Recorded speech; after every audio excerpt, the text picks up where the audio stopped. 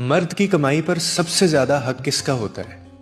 एक आलमे दीन के पास एक शख्स जाता है और वो ये सवाल पूछता है और वो आगे से इतना खूबसूरत अंदाज में मिसाल देकर वो आगे से जवाब देते हैं, वो मैं आपके साथ अभी शेयर करता हूँ।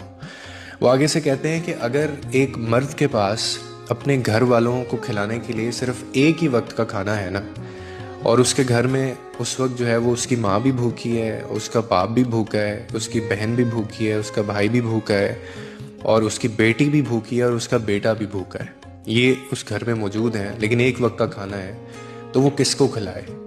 और साथ में उसकी बीवी भी भूखी है। तो वो आगे से कहते हैं कि वो एक वक्त का जो खाना है वो सिर्फ और सिर्फ अपनी बीवी को देना वाजिब होगा उसके लिए। क्यों? क्योंकि उस खाने के ऊपर सब लोगों की निस्बत जो है वो बीवी का हक ज़्यादा है। यानी बीवी पर खर्च करना मर्द के लिए सदका भी है, इबादत भी है, रिस्पॉन्सिबिलिटी भी है, ये तीनों चीज़ें हैं।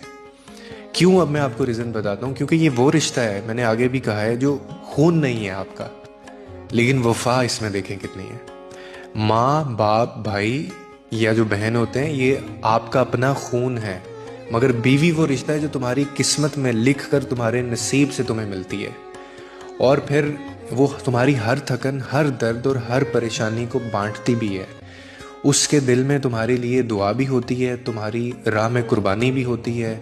और फिर अल्लाह ने इसी रिश्ते के बारे में ये फरमाया है कि औरतें तुम्हारे लिए लिबास हैं और तुम उनके लिए लिबास हो। यानी आप अगर इसको थोड़ा सा समझें कि एक दूसरे का सहारा भी, इज्जत भी और पर्दा भी।